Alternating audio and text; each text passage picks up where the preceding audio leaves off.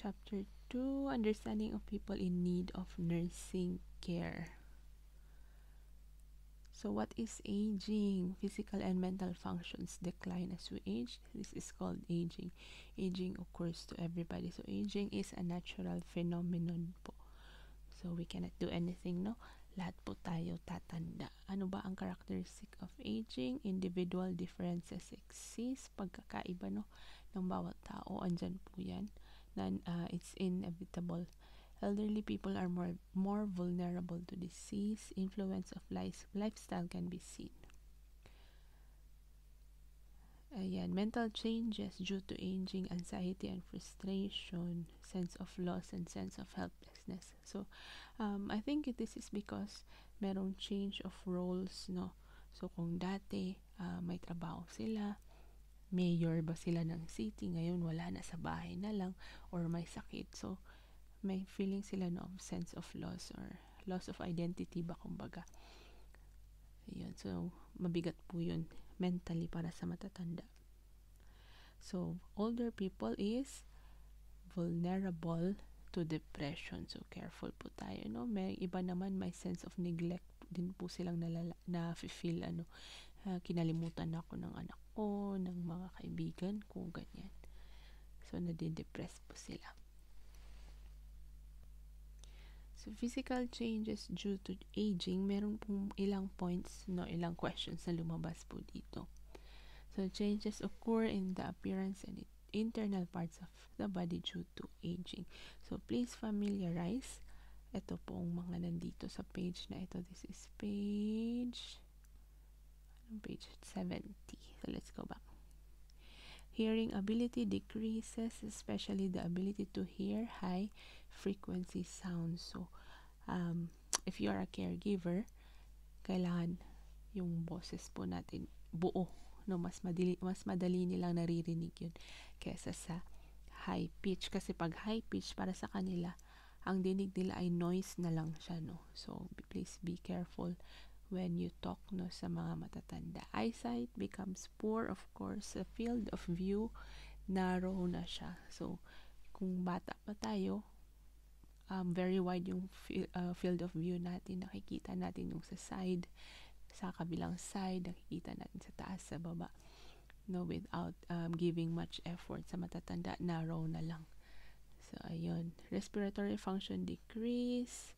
Ability to taste reduces. So, sa mga matatanda, minsan sa home for the aged, nanghihingi sila ng asin kasi nga hindi daw masarap. Uy, si kunay.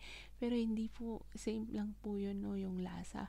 Ang problema lang, yung kanilang taste buds nila nag-change na siya.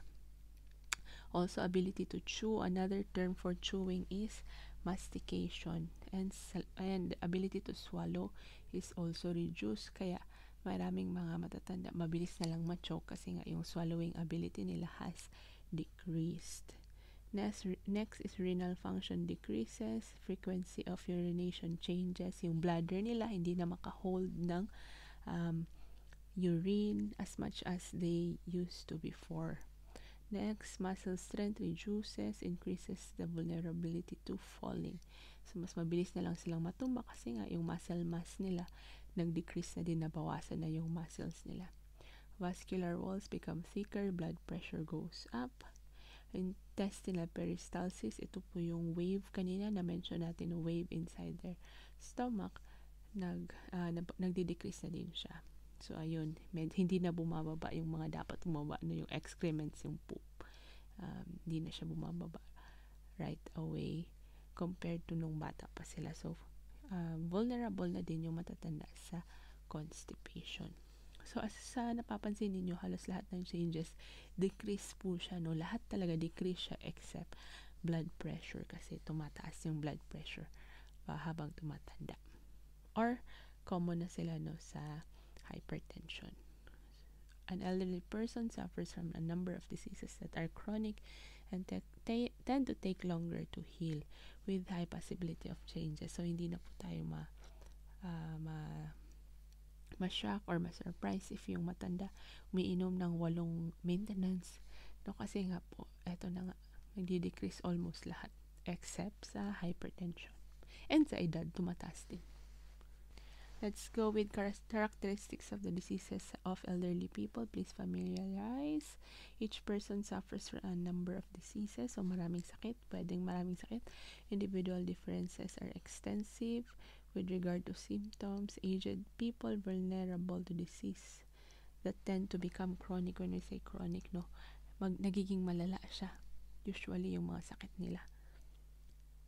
Symptoms are not very visible. So, okay, may ibang matatanda, walang awareness ng symptoms or wala talagang symptoms na nakikita, no? Pero deep inside ay iba na, no? So, symptoms frequently found, dehydration, refers to state where there is a lower than normal amount of fluid.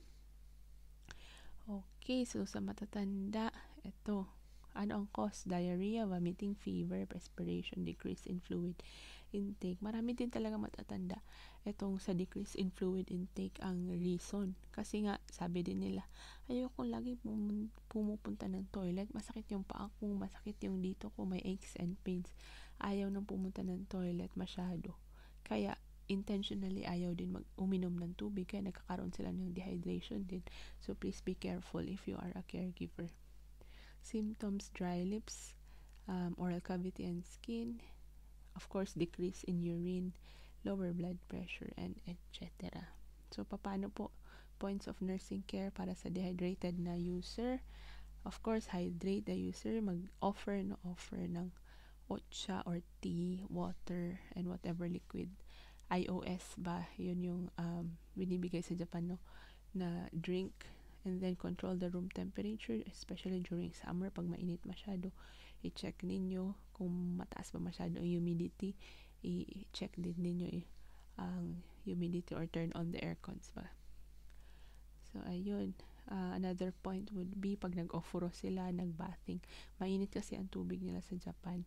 So kailangan, ang tubig sa bathtub, no, mainit kasi siya. So kailangan offer ng otsa or tea bago pumasok sa bathtub and after as well. So, ayun. So, serious dehydration may lead to death. Have the user visit a medical facility. Fluid balance. Maintenance of balance between fluid intake and excretion by orally taking food and drinks. So, kasali sa food kasi nga may water din, no? May liquid din sa food. Next is fever. When you have a fever, your body temperature is higher than normal. So, the hypothalamus of the cerebrum controls the body temperature. So, maraming causes: infectious disease, inflammation, and dehydration. So, ano ba ang dapat gawin kung ang user ay mayroong fever? Number 1, again, hydrate the user. Take the body temperature. I-check siya always, no? Sometimes the symptoms of fever are not apparent in elderly people. So, kailangan ang observation natin. Ayan. And report sa nurse or sa doctor in charge.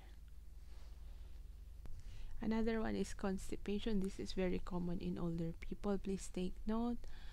So, ano ba yung constipation? State in which the feces remain in large intestine for a long time or hindi bumababa yung feces or hardened stool. No, matigas yung poop. Alright. So, kawawa yung mga matatanda pag merong constipation. Usually, the food taken will be excreted as feces in about 24 to 72 hours. Causes: reduced function of the intestine. So, yung peristalsis, no, yung wave inside your stomach, hindi na masyadong nagpa-function, hindi na bumababa ang food papuntang rectum. So, loss of muscle strength, suppression of the urge to defecate. So, may ibang user, sinusuppress nila yung, meron na silang urge, nafe-feel na nilang gustong mag-toilet, kaya lang, yan nga, ayaw maglakad, or ang iba naman may dementia, hindi na alam kung saan ang toilet. So, nagtitiis na lang sila, no? So, ayun, isa din po yun sa reason na nagkakaroon ng constipation. Symptoms: lack of appetite, stomach ache and nausea. So, points of nursing care. Ano ba ang dapat gawin? Have the user take dietary fibers. So, example niyan sa Japan, hijiki, o di kaya mga green leafy vegetables, no? Pwede rin yun. And then, engage in moderate exercise. So, nakakatulong po yung exercise. Kahit walking lang or standing, para sa matatanda.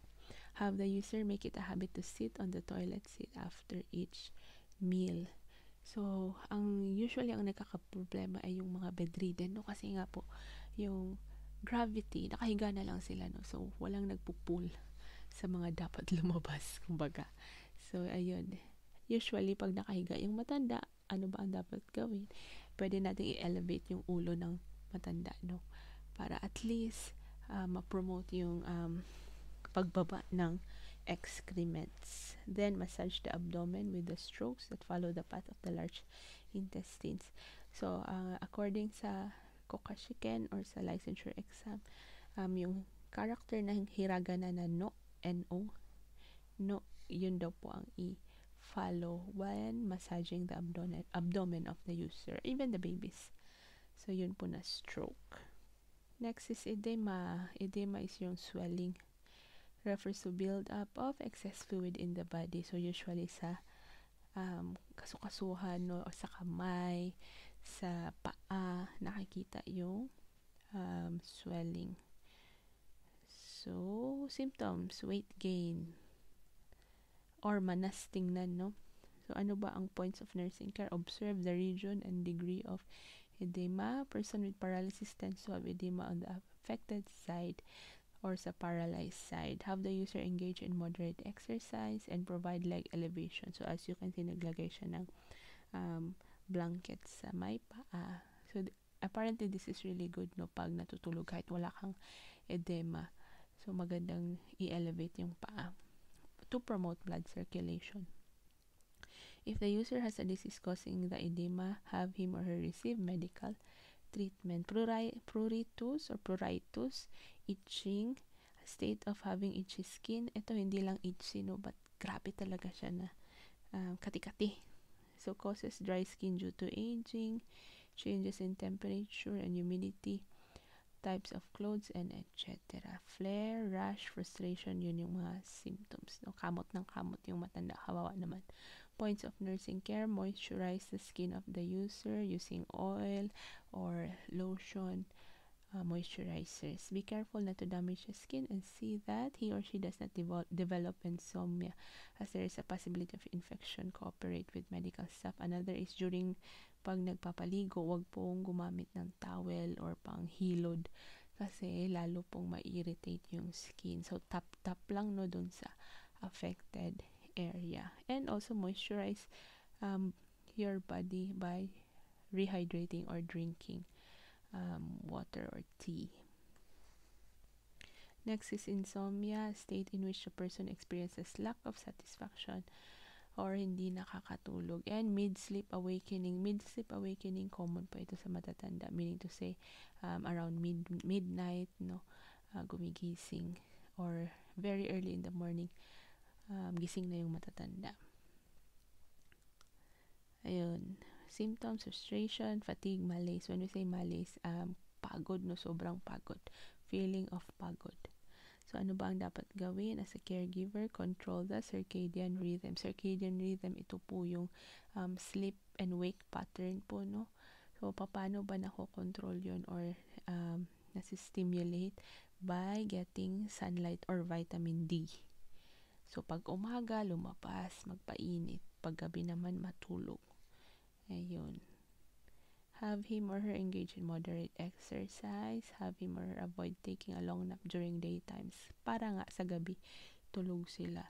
So, if merong dementia yung matanda, so make sure, no, distinguish natin para sa kanila kung ano ang gabi at ano ang araw. So, gising sa umaga, tulog sa gabi. Keep the room environment well organized. If the user is having difficulties in daily living, cooperate with the medical staff. So, may ibang matatanda, meron na talaga silang prescribed na sleeping pills. Hypertension is when blood pressure is too high. So,